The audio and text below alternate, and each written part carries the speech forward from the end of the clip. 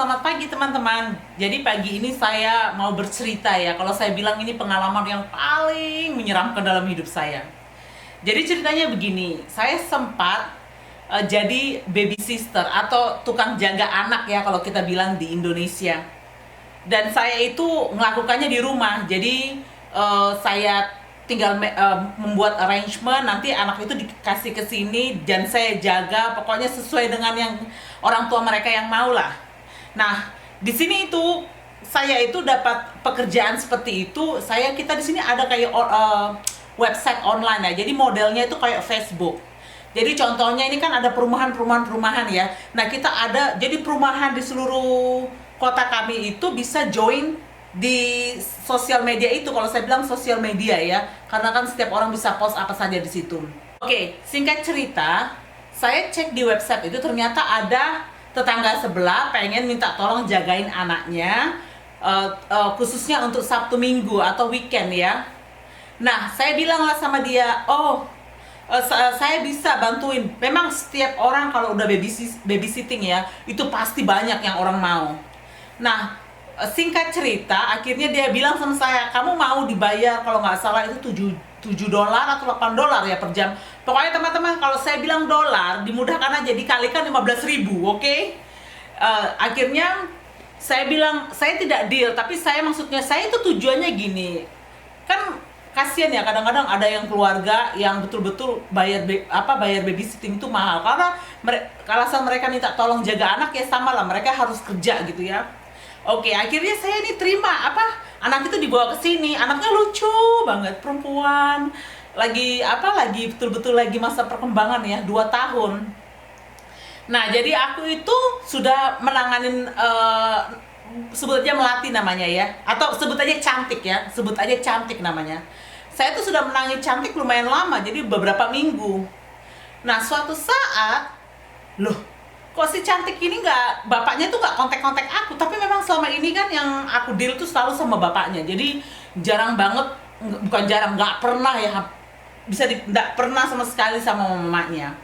Nah, terus bapaknya bilang, kalau pagi, bapaknya tuh selalu, kalau dia di kerjaan, kan anaknya di drop pagi-pagi di sini ya, terus sama bapaknya tuh dicek, gimana si Cantik nggak nakal kan. Tapi memang aku waktu kalau jaga anak itu teman-teman bukan jaga saja, jadi saya ada rutinitas teman-teman. Jadi sarapan habis itu olahraga itu saya bawa ke tempat permainan anak-anak ada di sini. Nah, habis kayak gitu baru tidur siang. Kenapa saya nunggu kok nggak ada kabar dari bapaknya ya. Biasanya setiap minggu itu ada, kok kali ini beberapa minggu nggak ada. Kan saya kan khawatir juga ya. Kutanya lah sama bapaknya, apakah semuanya is everything okay? Saya SMS sama bapaknya, masih ada itu SMS-nya. Dia bilang, oh ya semua baik-baik saja. Saya bisa ngeliat si Cantik, saya bilang gitu. Oh ya, nanti saya pengen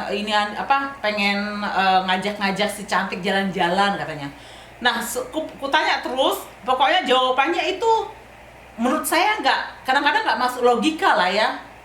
Karena gini teman-teman, waktu itu musim dingin ya. Kalau musim dingin adakah orang musim dingin pergi ke pantai main-main? Logika. Aku udah ngerasa kok nggak sek gitu loh jawabannya. Mungkin waktu itu saya merasa mungkin beliau kurang suka dengan layanan saya, atau saya kurang memuaskan lah servis saya untuk jaga anak beliau ya. Nah, akhirnya tapi memang saya tuh terbatas teman-teman jaga anaknya ya, karena saya waktu itu juga saya bekerja. Nah, ternyata saya pulang kerja teman-teman, oh Tuhan teman-teman, saya lihat itu di TV, bapaknya muncul mukanya di TV. Langsung saya bilang sama suami saya, Hani, itu kan bapaknya si Cantik. Si Hani lihat lagi, karena kan suamiku tuh jarang banget ya, dia palingan sebentar ketemu, nggak terlalu ketemu juga. Nah, jarang banget ketemunya. Jadi karena suamiku kan selalu pokoknya ada kerjaan di luar atau di atas. Itu bapaknya si Cantik, aku ngotot kan. Tahu nggak ternyata teman-teman, dia itu sudah membunuh istrinya, dan pembunuhannya itu sadis banget. Ternyata, oke, kembali lagi cerita. Oke, bapaknya tuh nggak pernah minta saya untuk jaga anak itu malam. Jadi selalu Sabtu Minggu. Kok aneh ya? Pada saat itu waktu itu tepat hari Valentine, malam Valentine, jadi weekend ya. Jadi hari Jumat ya, anaknya itu di drop sama saya kalau nggak salah. Ya hari Jumat ya sore. Dan katanya dia mau dia mau ngajak istrinya jalan untuk dinner atau makan malam ya, untuk makan malam, pokoknya mau pacaran lah kasarannya ya. Tapi saya udah ngerasakan apa ini kasih apa nggak ini ya, nggak apa kok tumben gitu. Tapi saya waktu itu nggak ada feeling sih. Nah, saya itu kalau jaga anak teman-teman, saya pasti kalau bapaknya nggak nanya, saya kasih kirimkan bapaknya update-nya ya, ini anak ngapain, kan biar orang tua nggak gelisah ya. Jadi saya ngirim, biasanya bapaknya tuh respon teman-teman, biasanya ya sekitar jam 8, jam 7 malam, kan anak masih main ya. Iya, anak masih main, belum mau tidur. Nah, jam 5 kalau nggak salah atau jam 6 itu saya itu kirim SMS ke bapaknya. Saya bilang, ini loh Abah AA lagi belajar. Waktu itu memang lagi belajar menggambar anak itu. Nah, kok saya nggak tahu bapaknya tuh nggak pernah balas. Jadi nggak pernah balas sama sekali. Saya tuh udah merasa aneh, ini kayaknya ada yang nggak beres deh ya, menurut saya ya. Nah, keesokan harinya juga nggak ada balas. Nah, aku tuh udah bingung ya. Jadi anaknya tuh nggak ada jemput ya paginya. Ternyata dia jemputnya langsung mendadak, nggak bilang-bilang, langsung mendadak. Dan itu yang aku waktu itu, kalau memang teman-teman aku itu kalau jaga anak, kalau anak itu tidur, saya pasti aku tidur sama anak itu. Jadi aku betul-betul ngawasin anak itu ya. Pokoknya selama anak itu dalam pengawasan saya kan yang bertanggung jawab ya. Betul-betul anak itu tidur ya saya tidur, anak itu main ya saya main. Betul-betul saya harus melihat anak itu. Memang di sini betul-betul kita tanggung jawab ya, apalagi nyawa anak ya di tangan kita ya. Betul-betul kita harus take responsibility. Nah, akhirnya itu aku bangun kaget, bapaknya tuh nggak ada ekspresinya waktu itu. Jadi bapaknya tuh pokoknya ekspresinya pucat, pokoknya ekspresinya tuh flat gitu teman-teman, bisa dilihat, nggak tersenyum, nggak apa. Baru aku baru bangun kan, aku kaget, langsung aku turun, aku langsung ngasih aja, langsung dia ninggalkan duit. Itulah hari terakhir saya ketemu sama si cantik. Dan baru itu saya dengar itulah beritanya di TV. Nah, saya kan ini ya, jadi resah ya teman-teman.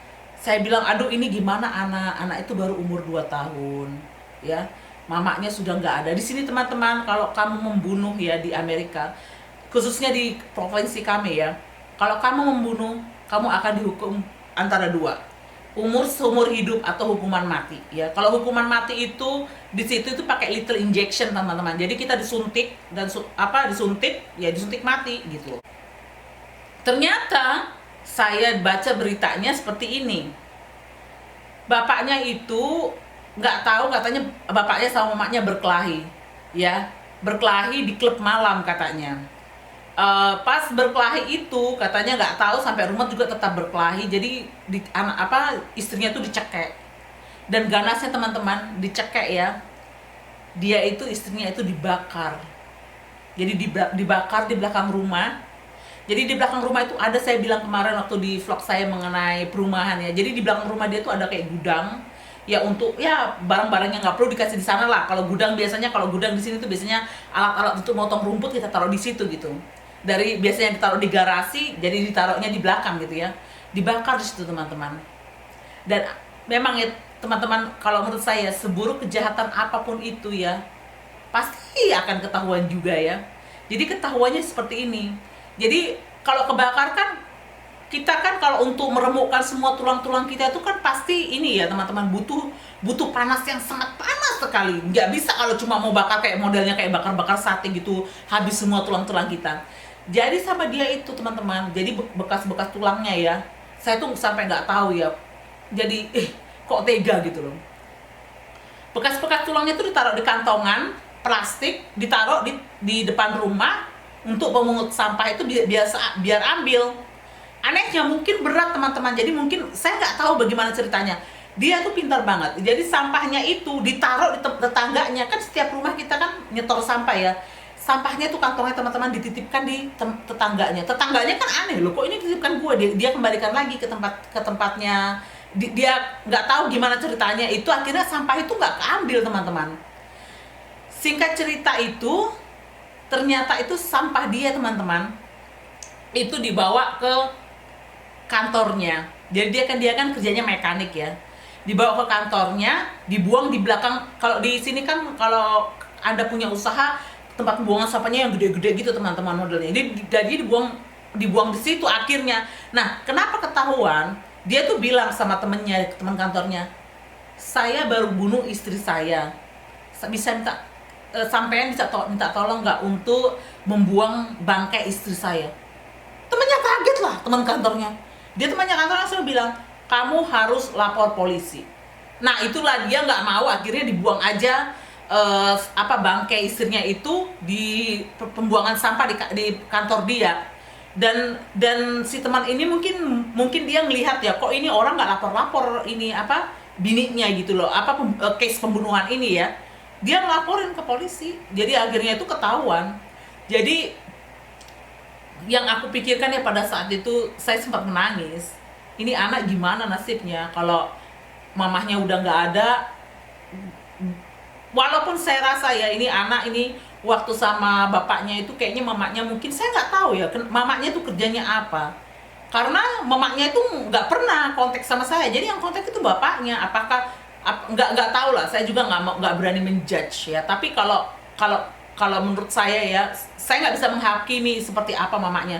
Tapi kalau menurut saya memang yang perhatiannya lebih besar itu adalah bapaknya ketimbang mamanya. Karena selama ini saya nggak pernah ngomong sama sekali sama mamanya. Jadi yang saya pikirkan tuh anak-anaknya itu ya, gimana masa depan anak tersebut ya. Jadi saya sedih jadinya, padahal anak itu deket sekali sama bapaknya. Jadi kalau bapaknya itu kan datang ke rumah saya kan mobilnya bisa kedengaran ya, langsung anak itu keluar, Dedi. Jadi dia udah tahu kalau bapaknya datang. Saya banget nggak pernah tuh anak, kalau kita cerita ya, saya itu kalau sama anak-anak teman-teman saya itu pasti ngajak ngomong, nggak pernah tuh anak namanya itu cerita mamanya, pasti bapaknya terus. Jadi pelajaran yang saya ambil teman-teman ya, kalau di sini itu, ini mungkin kesalahan saya. Kalau teman-teman kita mau deal sama seseorang, mungkin lebih baik kita ketahui dulu orangnya ini siapa. Karena kan saya waktu itu tidak ada kesempatan seperti itu ya. Saya pun tidak berpikiran sejauh itu. Ternyata kalau saya Google namanya itu, ternyata banyak sekali case-nya, rate-nya dia itu jelek banget. Itu belum background check loh teman-teman. Kalau di sini kan bisa teman-teman, kita bayar perusahaan dan perusahaan itu bisa cari semuanya saya nih ya. Teman-teman bisa tahu ini kriminal saya apa, kejahatan saya apa, berapa kali saya melanggar lalu lintas, bisa teman-teman dapat datanya. Tapi memang harus bayar. Nah, saya aja cek online ya, dengan sebut nama panjangnya dia, ketahuan ini jelek banget. Rate-nya dia kelihatan, yang harusnya 5 bintang jadi cuma kelihatan mungkin 2,5 atau 1,5 lah waktu itu. Jadi singkat cerita, mungkin informasi yang mau saya share ke teman-teman itu mungkin ya, kalau kita deal sama seseorang itu betul-betul kita harus cari tahu sekecil apapun itu bisnisnya ya. Oke teman-teman, sekian dulu vlog hari ini. Semoga ada informasi yang bisa saya share ke teman-teman ya. Sampai jumpa di vlog-vlog berikutnya. Bye!